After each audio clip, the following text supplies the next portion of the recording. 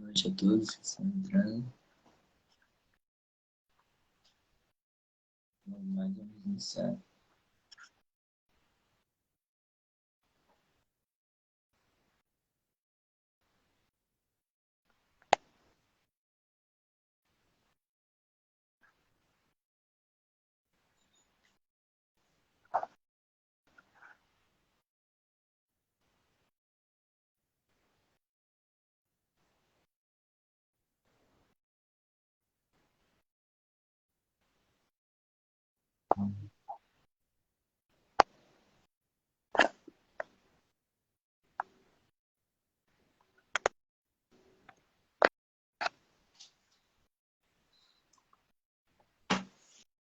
Boa noite a todos. Bom, hoje o convidado da noite é a Isabelle Mello. Só estamos aguardando ela entrar.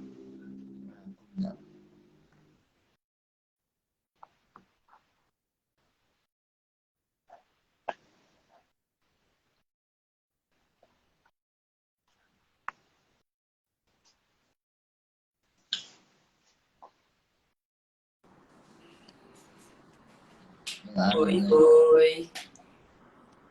Boa noite. E aí, pessoal? Deixa eu arrumar aqui. Bom, boa noite a todos que ainda estão entrando na live. Como falamos, eu sou uma Wagner, embaixo da tela é o Matheus. Somos criadores da página Cultura Esportiva, que tem como objetivo divulgar informações sobre esportes que têm menos visibilidade, como o basquete nacional e o vôlei. Também trazemos notícias sobre futebol, no intuito de fazer o que gostamos e o que queremos no futuro, que é seguir na profissão de jornalismo esportivo. E a cada mês trazemos aqueles atuantes de jornalismo que trabalham na área e que gostam do que fazem. A convidada de hoje é Isabelle Mello, formada pela Federal do Mato Grosso do Sul. Há 6 anos ela iniciou suas atividades do CBN. Ela também fez bacharelado em jornalismo. Isabelle Mello se tornou a primeira mulher a narrar uma partida do estado do Mato Grosso do Sul e foi vencedora da segunda edição do Narra Quem Sabe. Dadas as apresentações, Isabelle Mello, se apresente, conte mais um pouco da sua carreira e agradecemos muito por ter aceitado o nosso convite. Oi, pessoal, tudo bem? Eu que agradeço o convite, fico feliz. Acho que o áudio tá ok por aí. Bom, eu tenho 25 anos, eu sou jornalista formada pela Universidade Federal aqui de Mato Grosso do Sul. Me formei em 2019 e desde o meu estágio, em 2017, eu fiz rádio. Então, muito do meu jornalismo é mais voltado para o rádio, né? Como você destacou aí, foram 6 anos quase de CBN Campo Grande, que é a capital aqui de Mato Grosso do Sul. E ontem, na verdade, eu encerrei esse ciclo, né? Comecei em um novo lugar, agora voltado mais para site. E é isso, entre as minhas aptidões, o que eu mais gosto de fazer tá o jornalismo esportivo, que é o que eu realmente amo de paixão fazer. Aonde eu estava na rádio, eu cobri de tudo, então era cultura, esporte, saúde, política, cidade, enfim. E agora eu vou também para um lugar que eu vou fazer tudo isso, né? Mas também vou ter um cantinho ali dentro do esporte. Participei do Narra Quem Sabe, que é não chega a ser uma competição, assim, né? É um estudo mesmo, todo mundo foi lá para aprender, foi muito bacana. Isso em 2021. E aí eram 5 meninas, né, 5 mulheres, e dessas ficou eu e a Duda Gonçalves, que segue na ESPN como repórter. Eu fiz algumas narrações, fiquei um período com eles também. E é isso. Hoje sigo como repórter e também narrando aqui no meu estado, ligas nacionais e também aqui regional. Muito bem, Isabela, com certeza. Parabéns pelo seu trabalho que você vem fazendo, né? A gente vem acompanhando esses últimos tempos, com certeza um trabalho muito bem feito. Eu queria saber como que foi essa passagem para começar no jornalismo esportivo, né? Como que foi para você entrar nesse estágio, entrar nessa, não competição, mas esse estudo, como você bem falou, e se você teve uma inspiração para começar a entrada nesse jornalismo, Isa. O jornalismo esportivo em si, eu comecei, né, eu decidi fazer jornalismo por causa do esporte, eu tinha muita dúvida, né? Porque eu sempre amei esporte, então eu não sabia se ia fazer educação física. E aí, quando veio jornalismo, eu percebi que eu ia poder juntar os dois, né? Eu gosto de falar, tenho essa aptidão para falar, e vi que eu ia poder fazer também esporte junto, e aí veio o jornalismo esportivo. Especificamente dentro da rádio que eu trabalhava, eu fazia esporte no geral, mas essa narração, né, que você falou agora do Narra Quem Sabe, chegou muito por acaso, assim. Eu nunca me vi nesse lugar, eu nunca me vi narrando, né, uma partida de futebol, de futsal, de NBA, do que quer que seja.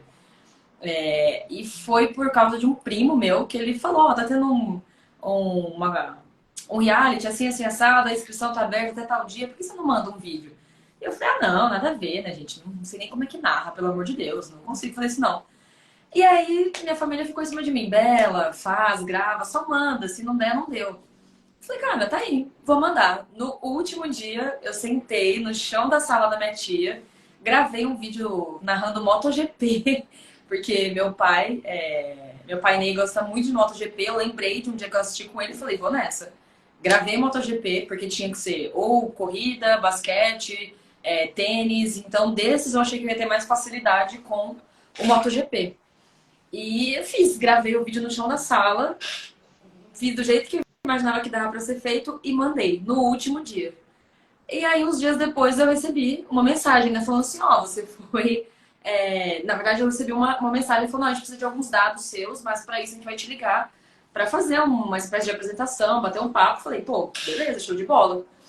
Aí eu tava esperando essa ligação, veio até um pouco mais cedo, tive que parar o carro no meio da rua atender. Achei que era só uma ligação para me apresentar e quando vi era para anunciar que eu estava dentro do NAR, quem sabe. E dali então foi uma longa caminhada. Aprendi bastante ali que eu entendi que eu poderia sim narrar, né? Porque eu não via tantas mulheres. Eu conhecia a Natália Lara, que era mais próxima, assim, alguém que eu tinha muito contato. E quando eu cheguei na ESPN, eu vi outras grandes mulheres que narram, sabe? Então, para mim hoje, com o meu estilo, que eu acho que é mais do que eu gosto, a maneira que eu gosto de narrar, eu gosto muito da Natália Lara, acho ela impecável, incrível. Ela consegue narrar todos os esportes, assim, é bizarro o que ela faz, com uma naturalidade. E a Elaine Trevisan também eu gosto bastante, que é lá da ESPN, além da Luciana Mariano, que, putz, assim, primeira mulher a narrar no Brasil, então tem um carinho especial também por ela. Sim, sim, é muito importante esse impacto que as mulheres trazem no esporte. E em questão de narração, como foi a sensação de ser a primeira mulher do estado do Mato Grosso do Sul a narrar uma partida de futebol e ainda mais num dia tão importante que foi o 14 de abril, que foi o decreto, né, da proibição das mulheres no futebol? Foi muito doido, assim, sabe? Quando eu fui narrar, foi também tudo por acaso, assim. Quer dizer, nada por acaso, né? Deus já tinha um porquê ali. Mas fui a um convite, assim. O vice-presidente da federação daqui de futebol falou, ah, você conhece alguém? Eu falei, não conheço. Mas se você quiser, eu narro. E fui. Não sabia também como é que narrava, não sabia nada. Foi antes do Narra Quem Sabe. E fui com a cara e com a coragem. Narrei, beleza. Não gostei nem um pouco, não queria nem me ouvir depois, mas falei, pô, legal, mais uma coisa diferente que eu fiz. E aí, quando eu terminei, uma amiga minha me mandou uma mensagem. Falou assim, Luísa, parabéns. Você sabia que você foi a primeira mulher a narrar aqui no estado? Eu falei, não, jamais, né? Alguém narrou antes de mim. Ela falou assim, foi, tô te falando, meu chefe, que tá há tantos anos no jornalismo aqui, falou que você foi a primeira. Eu falei, cara, não foi, certeza que não foi.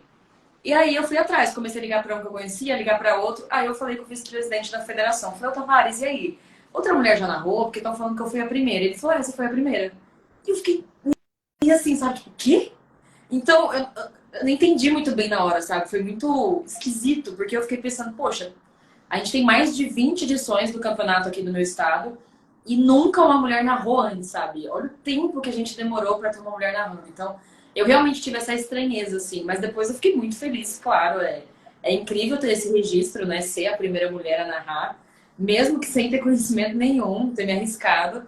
E colho bons frutos disso até hoje. E como você bem destacou aí, num dia muitíssimo importante, mulheres proibidas de jogar, e bem no dia que eu fui lá e narrei pela primeira vez. Então, teve e tem toda uma simbologia para mim. É muito importante esse momento que eu carrego dentro do meu coração e reforça, né? Que as mulheres sabem fazer, Elas têm a qualidade, o potencial necessário, só falta o espaço, que talvez foi isso que impediu de outra mulher narrar antes de mim, nesse tempo todo de sul-mato-grossense do campeonato daqui, né? Então, acho que é isso. Mulher sabe fazer, mas precisa de oportunidade. E esse dia só reforçou isso. Se tiver espaço, a gente vai lá e faz. Exatamente, Isabela, com certeza, né? E você acha que essa falta de espaço é muito mais por causa de um machismo que ainda existe no meio dos esportes, principalmente o futebol, né? Que ainda assim é falado muito sobre as mulheres que cobrem, fazem grandes coberturas ali, mas ainda é muito criticado elas pelo jeito que fazem, né? Mas você acha que isso é muito por conta desse machismo estrutural que acontece, ou ainda vem melhorando bastante, que a gente está vendo, mas ainda tem bastante a melhorar isso? Eu acredito que sim, é muito por conta disso. E quando eu digo machismo, assim, nessa hora você fala, ah, a mulher não sabe fazer, ah, a mulher não presta para esporte. Não é só isso. Eu acho que a gente tem que olhar muito além dessas falas problemáticas e preconceituosas, assim, né? Porque vem justamente um preconceito de que mulheres não estão no meio do esporte. O máximo que mulher pode fazer é jogar esporte, é jogar algum tipo de esporte. Ah, joga vôlei, faz balé, vai pra ginástica olímpica, artística. Então, nós mulheres estamos lá para narrar, para comentar, para, enfim, reportar os fatos. E isso é um reflexo de que por muito tempo a gente não teve representantes mulheres. Então, eu acho que além do machismo em si, das palavras, é o machismo que impede que mulheres cheguem nesses locais de fala, entendeu? Agora a gente vê muito mais mulheres aparecendo. Antes a gente tinha aí Glenda, enfim, Fernanda Gentil que despontou ali e algumas repórteres. Então essas eram as referências. Hoje a gente tem inúmeras, sabe? Ana Thaís Matos, a primeira mulher a comentar na Rede Globo de televisão, que querendo ou não, é a maior rede que fala de futebol, né? Que retrata o futebol. Então acho que é isso, faltou espaço. Agora que tem espaço, melhorou. Só que não basta só isso. E eu acho que as pessoas têm que entender que a mulher, ela não quer roubar o espaço de ninguém, entendeu? Ninguém tá falando, ó, só mulher vai fazer agora, não entra mais homem, e nem, tipo, ó, vou pegar o seu espaço pra mim. Não é isso, é que a gente tenha as mesmas oportunidades e as mesmas chances de chegar a esses lugares. Como é que uma mulher vai chegar a uma TV pra narrar se dentro da faculdade ela não é estimulada a isso? Se no mercado de trabalho a rádio não dá a oportunidade de uma mulher falar sobre esporte? Se na TV só homem fala sobre esporte. Então, eu acho que é esse o processo, entendeu? Dar espaço para que elas possam crescer e se desenvolver. Porque vem muito essa história de, homem já sabe. Homem desde pequenininho sabe falar sobre esporte. Tá, e aí, mulher também não sabe? Então, o que impede? Entendeu? Eu acho que é isso que precisa ser mudado também. Além dessa fala machista e preconceituosa, são os espaços, né? Tem que abrir esses espaços de forma igual. A mulher não tá lá para querer tirar o homem não tá lá para querer tirar a mulher. A gente não quer que só mulheres narrem jogos femininos. Ah, é jogo feminino, então só mulher vai narrar, tá? Só mulher vai comentar. Não, não é bem por aí. Não é uma bolha. É justamente para que a gente tenha os mesmos espaços e mesma oportunidade. Exatamente. Né? Ter o mesmo direito, né? O respeito de todo mundo, que é o mais importante. E com certeza, né, Isabela, você que é da rádio, como você bem falou, e já fez grandes funções, né? Já fez funções dentro da rádio como reportagem, até a própria narradora, e além disso, a parte de edição, tudo. E eu queria que você contasse como é essa diferença, né? A gente sabe que o jornalismo em si é muito amplo, tem várias funções desempenhadas assim. E qual que você se encaixou mais, além da narração, é claro, e também como que você vê a rádio em si, né? Se é muito diferente da TV, se você tem uma preferência assim pela rádio, e como que você vê as pessoas que têm essa preferência pela rádio e o porquê disso, Isa? Então, eu já transitei por vários caminhos. Eu gosto muito de, assim, não muito, mas eu gostei de todos. Eu sou uma pessoa muito inquieta, então eu não gosto de ficar muito tempo fazendo sempre o mesmo, sempre o mesmo, sempre o mesmo. E dessas áreas todas, o esporte, claro, para mim é o que eu mais gosto, seja como repórter, beira de campo, tá lá para cobrir o que está acontecendo, ir atrás, perguntar, questionar, fazer a matéria. Como falar ao vivo, né? Eu era apresentadora de um programa no rádio, foi um dos momentos que eu mais gostei, porque rádio é muito aberto, sabe? Você dá o que está acontecendo naquele momento. Eu acho que você é mais próximo dos seus ouvintes, por mais que você não veja, não tenha essa impressão, é uma coisa muito próxima, sabe? A pessoa te conhece pela sua voz. Ela gosta de você pela sua voz, ela não vê a sua aparência, entendeu? Ah, você tem cabelo preto, loiro, olho azul, não. Então a pessoa gosta da sua voz, sabe? Eu acho que a voz é uma maneira mais profunda de conhecer a gente. Então eu gostei muito dessa experiência. E na parte de edição também eu amo. Amo editar vídeo, editar áudio. E eu acho que as principais diferenças é o processo, né? Eu acho que quando você é repórter, você tem que saber muito bem o que você está indo cobrir, tem que estar antenado sobre um pouco de tudo, não tem como. Ainda mais aqui onde eu trabalho, no estado, são poucas pessoas que têm o privilégio de trabalhar só com esporte, trabalhar só com política. A maioria é tudo, você vai para tudo que é pauta. Então, acho que o repórter, ele precisa estar antenado sobre o que acontece no mundo. Ah, eu preciso saber tudo sobre política, saber tudo sobre saúde. Não, mas você precisa ter uma noção do que está acontecendo. Você não pode não saber que, por exemplo, o técnico do Flamengo, ele caiu. Você tem que saber, entendeu? Você tem que ter uma noção disso. Você não pode saber que estão aí votando a sanção para ver se taxa ou não produtos até R$ 50 lá, enfim, na Shopee, Shein. Você tem que saber. Você não precisa saber exatamente o que isso significa. Ó, vai dar 2% no tributo. Não, mas você tem que ter noção que aquilo está acontecendo. Porque você vai para uma pauta, você vai conseguir fazer uma pergunta, questionar. Então, acho que esse é o diferencial do repórter, tá antenado sobre tudo, saber questionar, não tem pergunta errada, não tem pergunta boba. Ah, se eu fizer essa pergunta, será que vai ser muito boba? Faz. É pergunta, você tá lá para questionar, para depois, quando você escrever o seu texto, quem tá lendo entender. Esse é outro ponto. Acho que quem escreve, repórter, de site, rádio, ele tem que passar aquela informação de uma maneira que você entenda da maneira mais simples. Ele tem que transformar o assunto de política chato, desgastante, em algo simples. Você vai falar, vai impactar minha vida, não vai. Ou que eu possa formar minha opinião, sabe? Então, eu acho que essa é a diferença. E na parte de edição, é mais reproduzir o material. Chega um áudio até mim, um vídeo, e eu tenho que saber de que maneira o meu público vai receber aquilo. Ah, será que eu só coloco um vídeo do presidente? Ou será que eu coloco um repórter para fazer uma entrada, ele apresenta aí, vem o presidente, depois ele finaliza. E na narração é uma espécie de improviso com estudo. Eu acho que aí vem mais estudo ainda, porque aí sim, você precisa ter uma noção de que, ó, quando for para Libertadores, quantas Libertadores o Flamengo ganhou? O que levou ele até aqui? Quem que ele pegou? Ah, ele pegou o Boca Juniors nesse processo, passou nas quartas por não sei quem, na semifinal por não sei quem, para chegar aqui na final. Então você precisa saber isso, é sua obrigação, você precisa estudar, precisa saber a pronúncia do nome dos jogadores. Às vezes tem nomes complicados que você não vai conseguir falar, estrangeiro. Você tem que saber, você tem que estudar.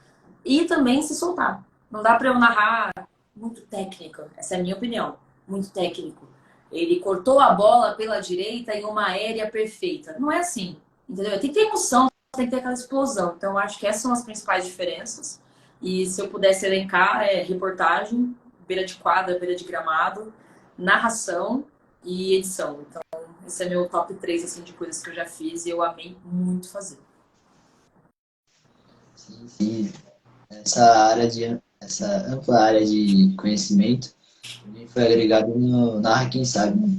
Você poderia nos dizer como foi esse desafio, narrar alguns esportes que você não tinha muito conhecimento, muita informação? Eles estavam à pauta e você já realizava? Nos conte mais sobre a sua experiência. Então, Narra Quem Sabe foi uma grande surpresa, assim, né? Quando eu fui pro Narra Quem Sabe, eu tinha narrado, acho que 2, 3 jogos. Que foi o primeiro que eu narrei, um que eu fui convidada ali, bem galera de amigos, e um de futsal. Então eu tinha pouquíssima noção. E eu fui lá justamente para narrar tudo menos futebol. Então, acho que as maiores dificuldades nesse processo foi, além de entender como é que narra, tem a naturalidade, mas tem um processo também, tem algumas regrinhas que você tem que seguir, né? A apresentação, falar no lugar, enfim, ambientar a pessoa que está assistindo aquilo. E eu venho muito de rádio. Então, em rádio, a gente descreve tudo. Se eu for te contar, se eu for narrar para você um jogo em rádio, eu vou falar, ó, a Isabelle cortou pela direita, passou o pé em cima da bola, tocou para Ana, que recebeu de direita, dominou no peito, virou para a esquerda. Então, eu vou detalhar aquela informação. E eu vinha desse rádio. E aí eu tive que aprender que na TV você não faz isso. Na TV a pessoa tá vendo, ela tá enxergando. Você tem que, além de falar, ó, fulaninho bateu com a direita, fulaninho cortou pelo meio, fulaninho meteu uma bike. Você tem que ir além daquilo que a pessoa tá vendo, né? Você tem que atrair ela de outra maneira. Então, essa foi uma das minhas principais dificuldades. E lá eles chegavam pra gente um dia antes, ou no dia, e falavam assim, ó, agora de tarde a gente vai narrar basquete. Vai ser Kings versus Golden State. Pega aí o nome dos jogadores, dá uma estudada e vai. Então era assim, carão, faz errado, mas faz, aprende. E nesse processo teve algo, né, que eu conheço também, que é o famoso ponto, que fica na sua orelha ali.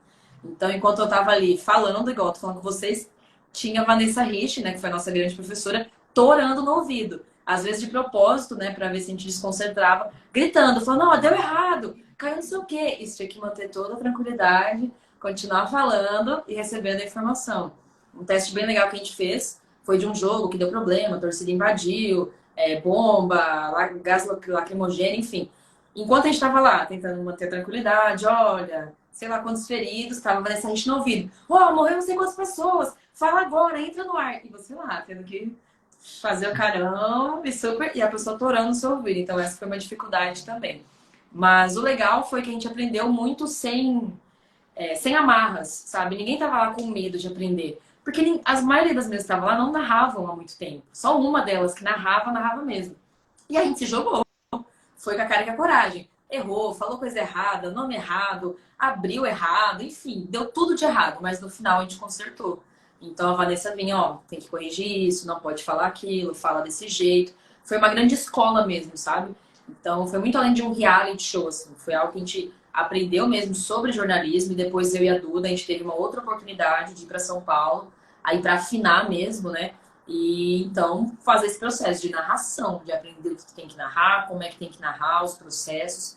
Então foi uma grande escola e foi mais ou menos assim que a gente aprendia. Era na hora. Ah, ó, agora é NBA, agora é MotoGP. Ah, é tênis. A gente fez uma aula imersiva de tênis, a gente foi até um lugar para ver o que era backhand, forehand, enfim, aprender na prática aquilo. Então isso foi muito legal também. Quando você vive, né, aquele fato, você guarda muito melhor do que só estudar, só ler no caderno.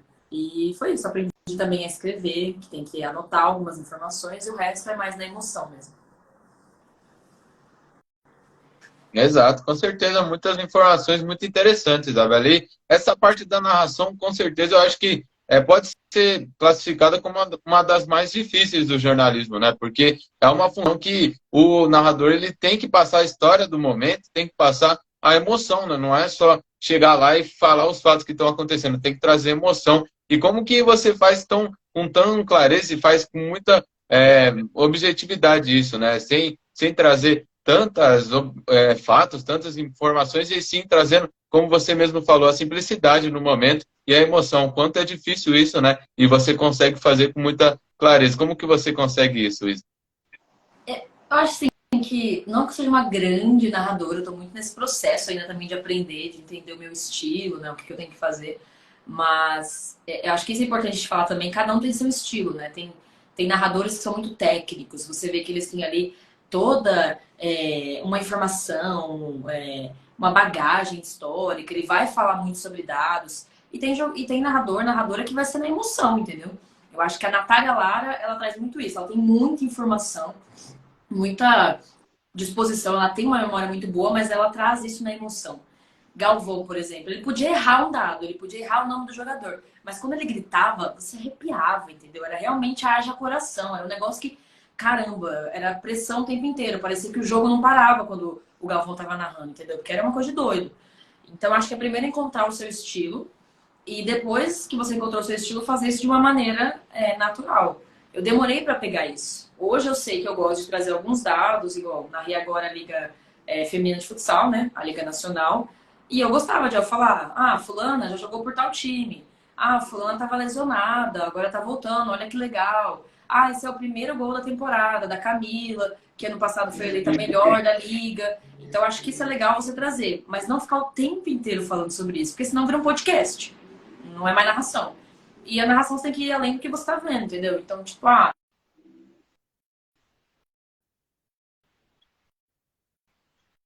sabe, encantar aquele lance. Porque às vezes o jogo tá muito chato, muito morno.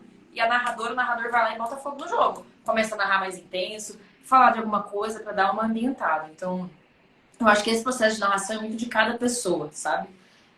Tem gente que ama ouvir o Galvão, tem gente que odeia ouvir o Galvão. Isso não quer dizer que é bom ou é ruim. Ou você ama ou você odeia, não tem como. Tem gente que ama a narração feminina. Tem gente que não gosta. Ninguém tá te obrigando a ouvir, a ver, a escutar. Massa, troca de canal e vai ouvir outra, entendeu? Então acho que é muito sobre isso, sobre respeito também de estilos. Acho que assim, o João Guilherme, por exemplo. Puta, eu acho incrível o João Guilherme narrando, entendeu? Ele tem uma naturalidade, ele fala brincando, ele mete uma piada no meio, sabe? E ele narra sem um papel. Ele narra com um tabletzinho dele aqui assim, que ele era lá da ESPN, eu via ele fazendo. ele narrava com tablet, ele ficava assim, ó, desse jeito, narrando. E já tem gente que não vai trazer tanta emoção, não vai brincar, não vai falar Mengão malvadão, sabe? Ele não vai falar isso. Ele vai ser técnico.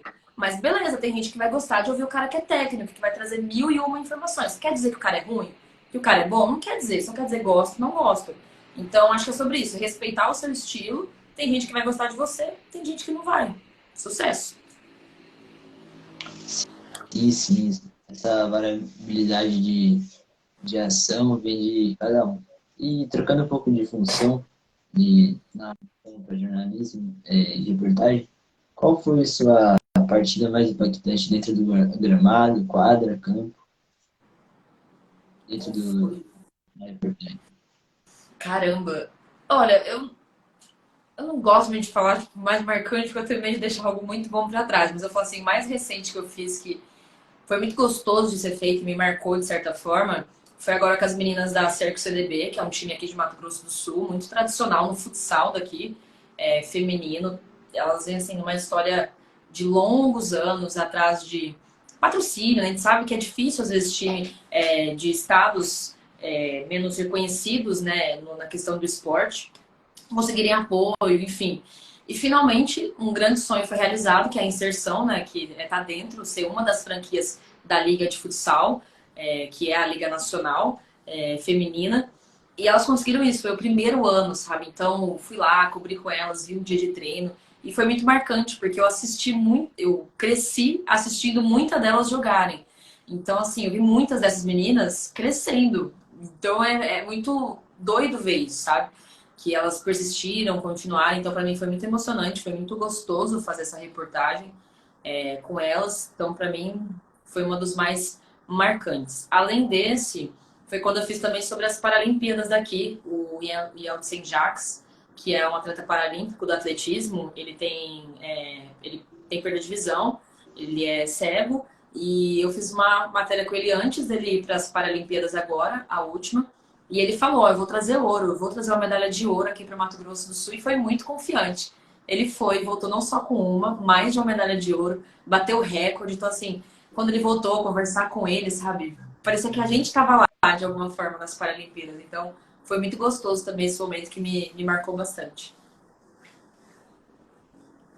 Exato, com certeza, isso aí. Com certeza você já fez muito disso, né? Fez várias reportagens e agora também faz muito bem as narrações. Isa, é até um assunto que a gente não quer te deixar desconfortável de nenhuma forma, mas você conseguiu encerrar um grande ciclo, né? Na CBN, 6 anos trabalhando por lá, com certeza uma rádio que você tem muito carinho por tudo que você construiu lá. E eu queria saber o que você vem pensando agora a longo prazo, né? Agora você perdeu esse vínculo, com certeza você teve muitos aprendizados e muitas lições que tirou de lá. E o que você pensa daqui para frente? Novos projetos, novas coisas e coisas para melhorar, com certeza, é isso.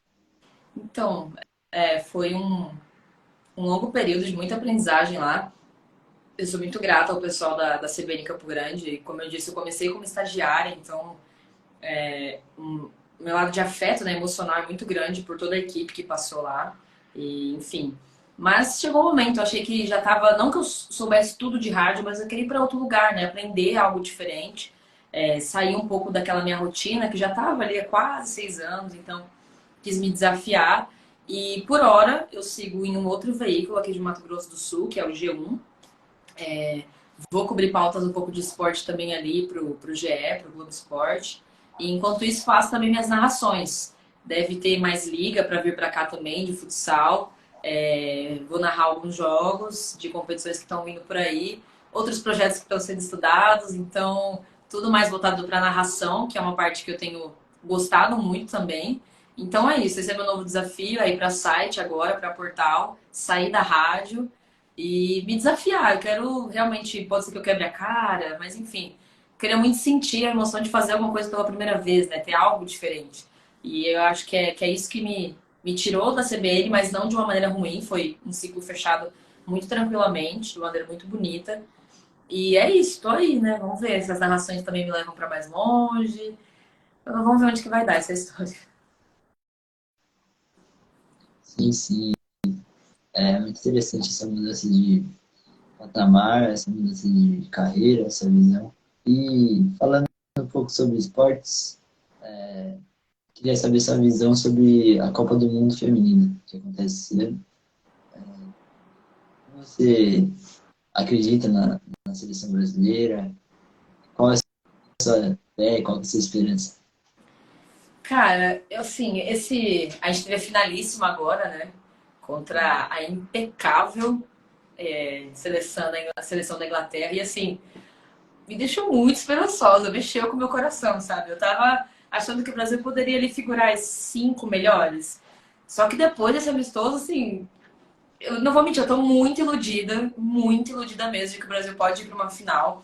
Eu acho que por muito tempo a gente ficou numa seleção que não ia para frente e nem para trás, não ia para lugar nenhum. Só ficou estática, sabe? A gente não desenvolveu o nosso futsal, o nosso futebol. E agora a gente vem num processo ali de mais de 2 anos, 3 anos, né? Mais de 3 anos com a Pia, que é justamente sobre isso, sobre processo. É entender que a nossa seleção ficou, ao meu ver, tá? Essa é a minha opinião.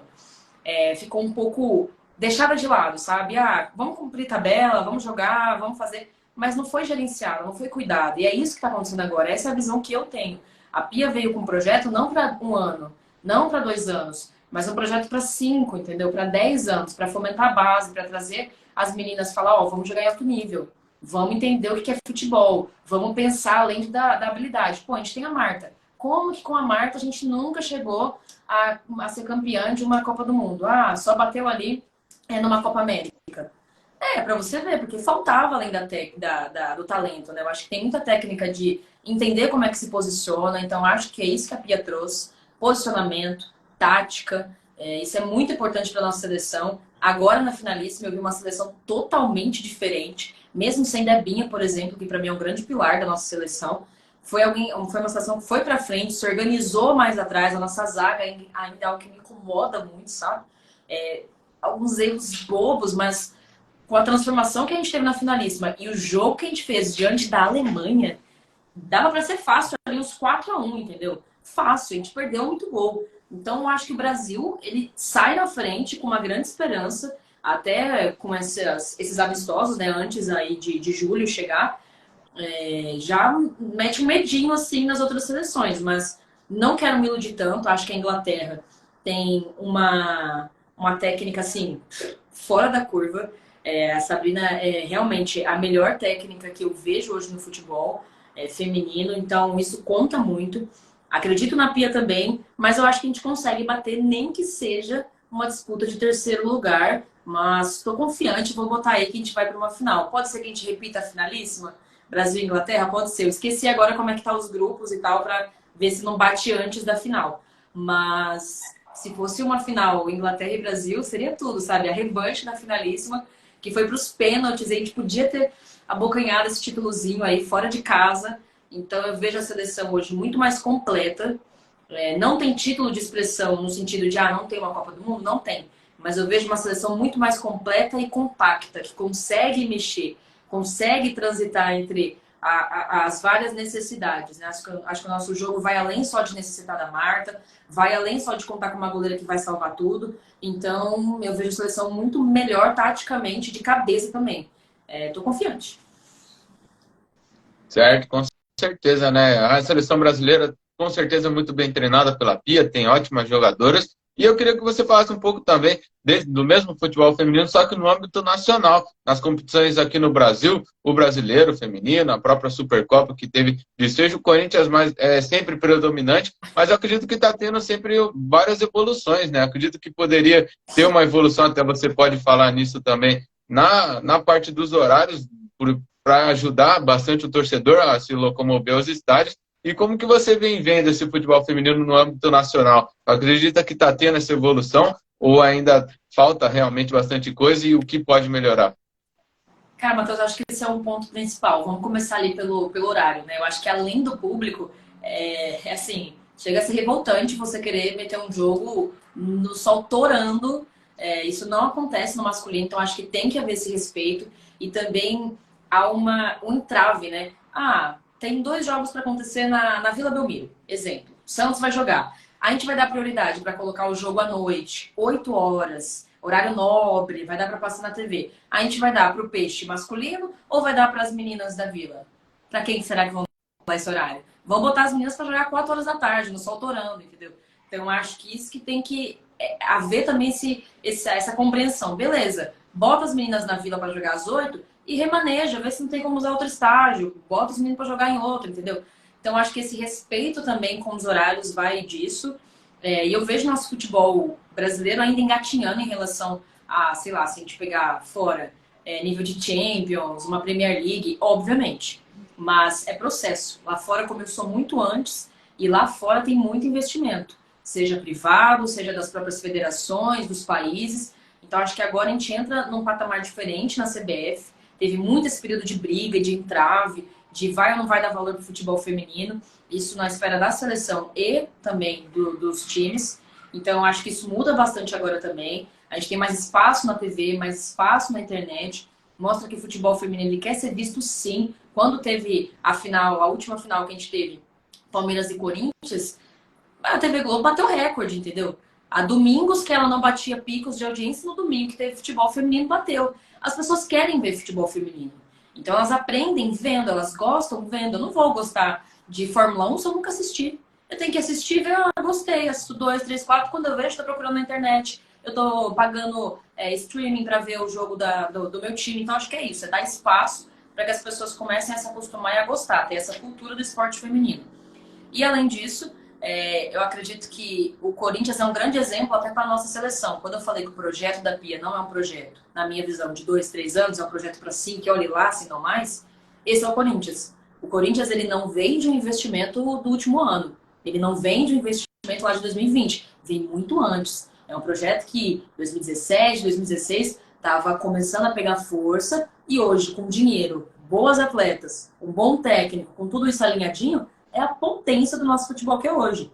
Palmeiras, eu acho que está indo nesse mesmo rumo, apesar dos grandes problemas que a gente vê nos bastidores, né? Como a gente teve na última final, atleta saindo de última hora, falando que não ia jogar. Então, eu acho que é uma dos times que vai nesse sentido, né? Que está batalhando, está tendo mais espaço. Imperatriz, nossa grande Imperatriz do Palmeiras, a Zenerato está indo muito bem, acho que ela representa essa nova fase. Mas é muito difícil bater o Corinthians, acho que por isso, porque tem um bom time, tem investimento e tem tempo.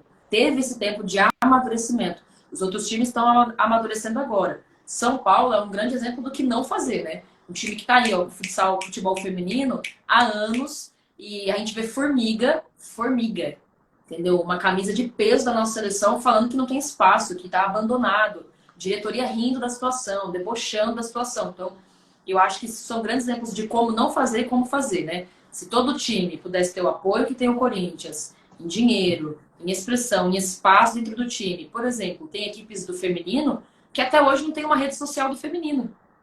Entendeu? Não tem, por exemplo, Santos, beleza, tem o Instagram, o Twitter lá feminino. Tem time que se a gente pegar, não tem Instagram. Então, a gente tem que estar nas redes sociais, a gente sabe disso, sabe? Os patrocinadores querem ser vistos. Então, com dinheiro, contrata atleta. Com dinheiro, contrata técnico, paga fisioterapeuta, enfim. É o dinheiro que vai formar essa base junto com grandes atletas. Então, eu acho que o nosso futebol brasileiro ele precisa de mais visibilidade, mais espaço na TV, precisa que as empresas acreditem nisso. A gente precisa ter material esportivo feminino disponível. Cara, é muito difícil, às vezes, você conseguir comprar uma camiseta do seu time. Esses dias eu fui entrar no site de um X time aí que eu queria, não tinha. Só tinha P masculino, que é grande pra mim, entendeu? Não serve pra mim, fica muito grande. E como é que eu vou ver, vou gostar de uma equipe? Não tô falando nem de futebol feminino, vou estar assistindo futebol masculino. Mas eu quero comprar a camiseta do meu time pra me identificar? Pô, eu não consigo. Não tem disponível, entendeu? Então, assim, precisa ter essa atenção também. Porque quando você gosta de algo, você quer consumir aquilo. Então, você quer ter rede social, você quer ter o tênis da sua jogadora, quer ter o calção, você quer ter a blusa, quer ter o brinco, a faixa que ela tá usando na cabeça. Então, acho que é isso. O futebol brasileiro ele precisa ainda entrar nesse eixo de entender que o futebol ele é vendível, as pessoas querem consumir. Então, quando isso for entendido, acho que a gente entra num prumo muito melhor. E parar de ficar batendo tabela, né? Mal acaba o Brasileirão, já quer enfiar as gurias em Libertadores, em Sul-Americana. Então, tem que ter um espaçamento entre as competições mais bem pensado também. Sim, sim, Isabel.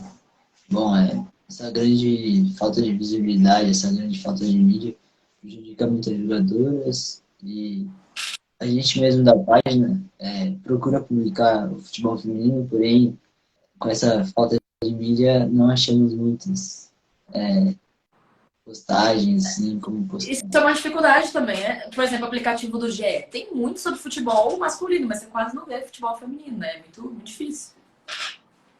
Assim, e dificulta muito pra gente que a gente está querendo trazer essa visibilidade, mas não consegue por esses motivos. E em relação às revelações do futebol feminino, a gente escutou bastante o nome da Tarciane, que atualmente está no Fluminense. O que você acredita no potencial dessas jogadoras que estão sendo reveladas? E quais os grandes nomes que você acredita que têm um grande potencial futuramente para substituir a Marta? Caramba, é difícil, hein? Eu acho que substituir a marca é muito, muito emblemático, né? Muito difícil. Eu acredito que é falácia, né, dizer isso, mas nunca vai ter uma Marta. Eu admiro muito a Cristiane, acho ela bizarra, assim. Acho que nunca vai ter uma Cristiane, nunca vai ter uma outra Formiga, mas eu tenho fé nessa nova geração. Você falou da Tarciane, é uma menina que tem galgado muitos espaços, é talentosa, mas eu acho que além do talento vai a tática, vai a persistência, treinamento. Alguém que eu gosto bastante é a Ari Borges, que inclusive marcou um golaço no último jogo do Brasil. Então, eu acho que essas pequenas peças delas começam a aparecer. Vou falar da Ari, mas também vou puxar de novo sardinha para a Zanerato, que eu acho que não é uma atleta nova no cenário, mas é alguém que, quando ganhou espaço, preferiu ficar no Brasil. Óbvio, tem dinheiro no meio e tal, mas preferiu permanecer no Brasil por acreditar num projeto de futuro, né? Num projeto de futuro do time, da equipe. Então, eu acho que é sobre isso, sobre acreditar também e ter espaço para isso. Acho que a nova geração vem muito forte, de uma base que muitas vezes vem do futsal. Então, é importante a gente também olhar para o futsal para depois entender o futebol, porque muitas meninas começam ali, né, no futsal, no jogo curto, para ir depois para o campo. Então, tem muito a se despontar aí também. A nova goleira, nova não, né? A Lelê, que já tá aí no cenário há um tempinho. Mas, pô, a Lelê, ela é perfil de jogador, de goleira de uma Premier League, de uma Champions, entendeu? Ela tem estatura, ela se desloca bem na área, defendeu horrores na última partida. Então, pra mim, também é uma grande potência. Fico feliz que ela possa ir para uma Copa do Mundo. Não sei se vai chegar a entrar, né? Mas é um nome muito forte. E é jovem, é nova. Então, eu destacaria esses três nomes aí. E, enfim, falar das figurinhas carimbadas já é muito repetitivo, mas a Ali Borges e a Lelê, para mim, falando de goleiro e linha, podem ser os nossos grandes potenciais, assim, de brilhar, né? De se tornarem a referência no futebol feminino. Exatamente, Isabela. Com certeza tem essas grandes jogadores aparecendo também no futebol feminino. Claro que substituir a Marta é até um termo difícil, né? Por causa da grandeza da rainha, então com certeza é complicado, né? Mas agora também dá para falar também um pouco do futebol masculino, né? No âmbito de seleções também, como que você vê essa seleção brasileira se encaminhando, ainda sem um treinador, né? Tá com o treinador interino, que é com certeza um bom treinador que fez um bom trabalho no Sul-Americano Sub-20, mas como que você vê a seleção brasileira e o que você espera para uma próxima Copa do Mundo, próxima competição que a seleção brasileira for enfrentar? Olha, eu sinceramente não tenho muitas expectativas com a nossa seleção masculina. Eu acho que primeiro a gente precisa entender qual que é o projeto, sabe? Qual que é o objetivo da seleção? Acho que a gente perdeu muito isso, sabe? Beleza, é jogar, é aparecer a cada 4 anos, porque eu sinto que a gente tem ótimos jogadores. Vou citar aqui Vini Júnior. Pô, é impecável que o Vini Júnior joga, entendeu? É bizarro que aquele moleque tem jogado, tá jogando e eu acredito que vai jogar ainda. Só que assim, não adianta a gente ter grandes peças, né? Grandíssimos jogadores. Ah, tem o Neymar, vai resolver tudo. Não vai. Não vai resolver tudo, entendeu? O grande exemplo disso foi o último jogo do Brasil contra a Croácia, pô. Não adiantou ter Neymar, não adiantou ele fazer o gol, não adiantou ele arrancar a camisa e ir pra cima, não adiantou ele falar. Precisa ter um conjunto de seleção. Acho que é isso que eu sinto falta, entendeu? Eu não lembro lucidamente de viver, sei lá, Ronaldo e toda aquela geração mais recente, mas que eu ainda peguei. Eu não tenho viva essa memória. Mas quando eu vejo jogos antigos assim, eu percebo que aquilo parecia muito fechadinho. Era uma equipe muito consolidada. Então, eu sinto que falta isso. Jogadores apanhados de lá e cá, não tem um alinhamento dentro da seleção. não tem um comando de voz lá, sabe? Quem que é o comando de voz daquela seleção dentro de gramado? Quem que é o jogador que puxa aquela seleção, sabe? Ah, beleza. O Thiago sempre foi um grande capitão, mas e aí? Quem que vem depois dele? Quem que é o grande capitão? É o Neymar? Beleza. Então vamos pra cima. Neymar apanhou? Vamos bater em quem der no Neymar. Tem que aprender que não vai bater no Neymar. Não pode deixar bater. Então acho que isso vai dentro de campo e fora. CBF, o que você está fazendo? Qual que é o projeto para a seleção? Vai ser para quanto tempo? Vai trazer um baita de um técnico lá de fora ou vai pegar alguém daqui do Brasil? Vai pegar um português, um italiano, um argentino, enfim. Mas traz para fazer um projeto de seleção. Para ele identificar o time, quem são as grandes potências, misturar a base com atletas já reconhecidos, para a gente formar daqui os próximos 3 anos, a gente chegar no 4º ano e numa Copa com uma seleção formada. A gente foi para essa Copa preenchendo nomes ali no último momento. Pô, legal, isso deixa aberto para pessoas que estejam chegando, mas qual que é a base da nossa seleção? Eu não vejo sentido na nossa seleção, entendeu? Na feminina, por exemplo, fazendo um contraponto. Pô, eu sei qual que é o sentido. É pegar essas figurinhas carimbadas, Tamires, Debinha, Marta, juntar com a nova geração, colocar Ari Borges ali, fazer essa menina brilhar, entendeu? Colocar Lele, é isso. Tá, mas qual que é a definição? O que a gente vai fazer pela seleção masculina? Eu vejo que não tem sentido, sabe? É mais uma coisa para fazer a cada 4 anos ou quando tem uma competição. Então, eu sinto falta disso. Um norte. A gente tá sem técnico até agora, é bizarro, sabe?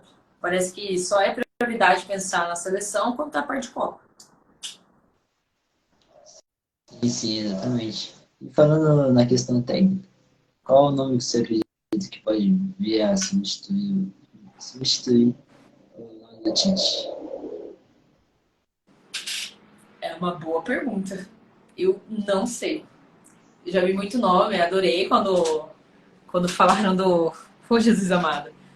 Quando falaram do Zidane treinar a seleção masculina, eu amei o Zidane, mas enfim, falaram muitos nomes, acho que sempre pensam em nomes de fora, né? Mas eu sinceramente não sei o nome. Eu sou péssima em relação a escolher técnicos assim. Não arriscaria um nome aqui. Se eu falasse, ia ser muita puxação de saco. Mas, por exemplo, Abel Ferreira eu não acharia uma péssima escolha, mas eu não sei se ele seria um projeto de longos anos, sabe? Se ele conseguiria dar conta de manter uma seleção assim.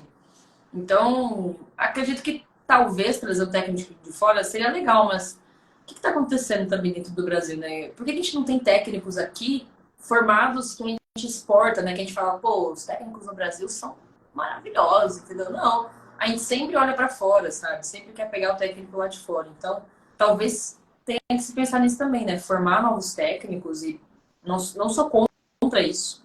Acho que é legal ex-jogador virar técnico e tal, mas acho que isso não é um carimbo, sabe? Ah, já joguei bola, agora eu posso ser técnico. Beleza, vou fazer um curso da CBF, beleza, sou técnico. Acho que isso não é uma chancela de que, nossa, vai ser super sucesso. Então, acho que tem que também tomar cuidado com isso, para que a gente possa criar grandes técnicos e aliar com a seleção. Não tenho um nome em mente, não vou nem arriscar.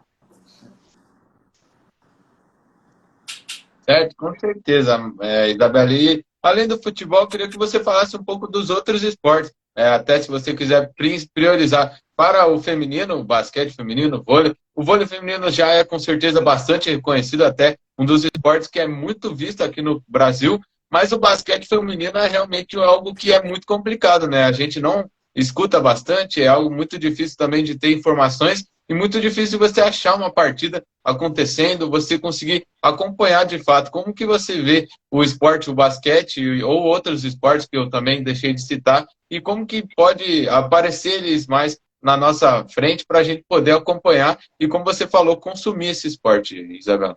Eu acho que o consumo em si vem das grandes massas, né? A gente tem visto a abertura maior de diferentes esportes na TV aberta, porque a gente fala sobre isso em canais fechados.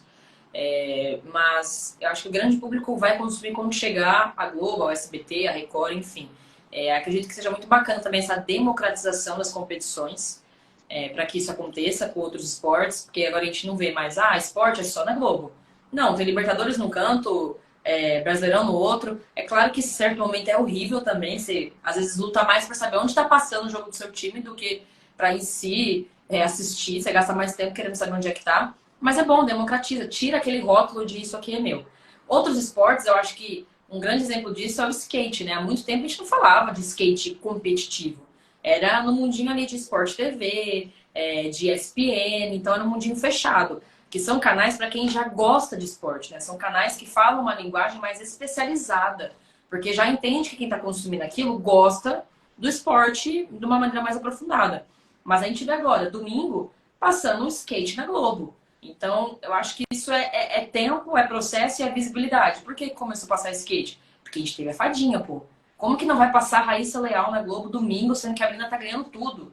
A guria tá papando tudo que é título, entendeu? Então tem que passar porque vai dar ibope, vai falar na rede social.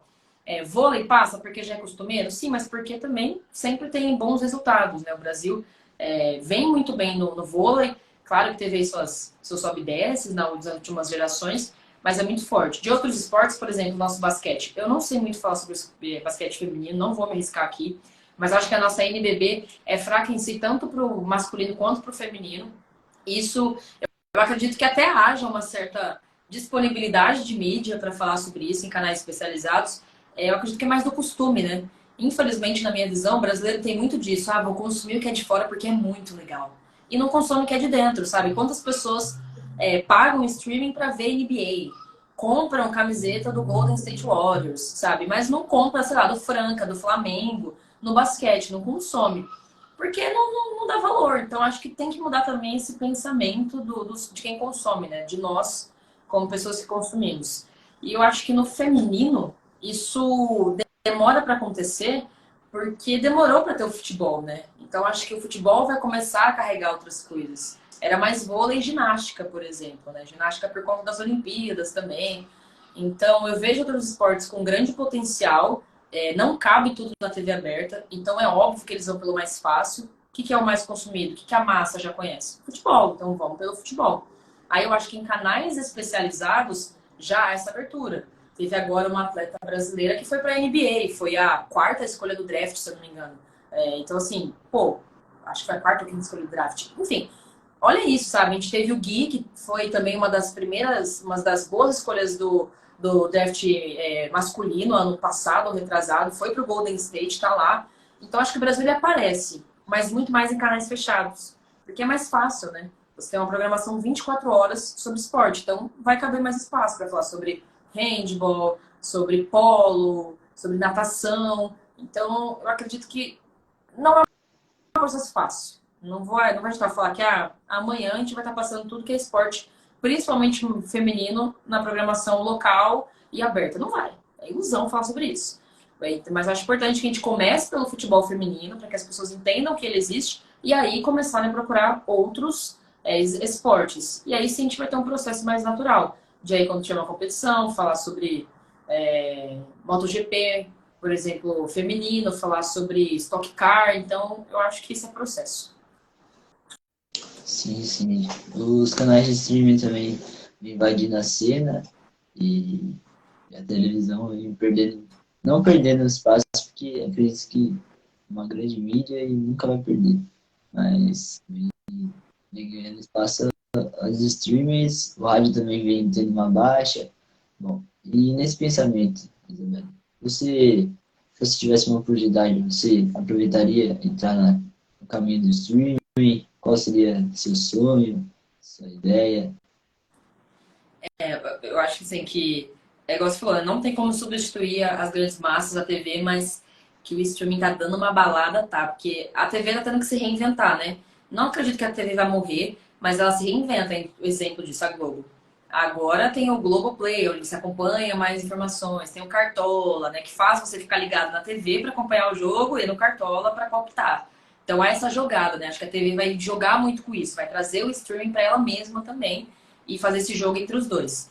Eu agora não me arriscaria no streaming porque eu acho que o streaming ele vai para um lado muito mais especializado da coisa, falando da narração. Então, eu acho que a narração ela ainda é muito forte. Eu não sei se eu teria peito para isso, mas acho que sim, é algo a se estudar. Realmente o streaming é muito potente. Um dos grandes exemplos disso recente que eu fiquei assustada foi o Rômulo Mendonça. Era a voz da NBA na ESPN e se fala, pô, o cara tá na ESPN. Sabe, que fosse Sport TV, mas enfim, tá na ESPN, é um canal especializado, forte dentro, fora do país. que o cara vai querer sair para ir pro streaming, entendeu? Ele apostou, tá agora no Prime Video, entendeu? E o cara, assim, levou muita gente com ele. Então, acho que isso também vai começar a acontecer mais. As pessoas passarem a consumir streaming por conta de quem tá lá. Então, eu acho que uma das ferramentas também é muito o podcast, né? Não só a narração. Os podcasts estão aí para provar isso, falando sobre esporte. As pessoas querem ouvir pessoas falando sobre esporte, querem ouvir histórias, entendeu? Elas querem ir além de assistir, acompanhar o jogo. Então, eu migraria para o streaming sim, mas depende do que eu faria, né? Porque eu acho que é uma grande potência e é menos amarrado. Eu acho que às vezes a TV ela fica muito amarrada em questões comerciais, de horário, de público. E o streaming não, ele tá ali para que você consuma. Então é 24 horas. Eu acho muito mais fácil, muito mais gostoso, talvez, tratar de, por exemplo, esporte no streaming. Sim, sim. Infelizmente estamos chegando ao fim da live. Isabelle, teria algum contraponto a dizer que não foi lançado por nós na live? Algum projeto que tem a anunciar? Agradecimentos? A palavra é sua. Cara, eu quero agradecer pelo convite primeiro, eu fiquei muito feliz. Fico contente também de saber que existem projetos como o de vocês, porque quando eu descobri que eu queria fazer jornalismo, né, não tinha tanto esse boom das redes sociais. E eu fico feliz de ver que as pessoas têm aproveitado, né, para usar as redes sociais justamente para isso. E como você falou, nosso canal é pequeno, tá começando agora, mas é aí que começa, sabe? A intimidade com o esporte, a paixão. Então, quero reconhecer aqui o trabalho. Quando é feito com amor, é muito mais gostoso, é muito mais bem feito, é mais caprichado também, isso é óbvio. E quero deixar um recado aqui para pessoas assim como vocês que estão nesse processo de aprendizagem, né, de querer fazer o jornalismo, que não desistam. A nossa profissão às vezes é desvalorizada, tem, né, todos os seus desafios como outras profissões, mas é o que eu falei, quando se faz com amor, faz algo que gosta, vai pra frente, aproveitem as oportunidades, usem bastante as redes sociais, acho que isso é muito gostoso de fazer hoje. Tem muito mais informação disponível, na palma da mão, é tudo muito mais fácil. Então é isso. Meu recado é esse, né? Agradecer também as pessoas que acompanharam ali, que me incentivaram nesse processo. E dizer que vem coisa boa por aí, né? Estou ainda resolvendo algumas questões, essa minha entrada agora também nesse novo canal e aguardando o que virá por aí, mas com muita paciência, eu sou muito tranquila quanto a isso. Uma hora chega, a gente vai, faz e realiza. E parabéns pela iniciativa de vocês. Obrigada pelo convite. Obrigado, nós que agradecemos a sua presença, seu convite quando enviamos. Esperávamos uma resposta mais demorada, mas foi prontamente atendida. Agradecemos por ter sido a nossa primeira convidada mulher a aceitar o convite da live. Ó, Muito Além da obrigado. primeira narradora, agora a primeira. mais gostei. É isso. Muito obrigado, Isabelle. Espero que tenha gostado do papo, da ideia. Muito obrigado mesmo. Tchau, tchau, pessoal. Agradeço a Tchau. Muito todos. obrigado. Tchau. Tchau, tchau.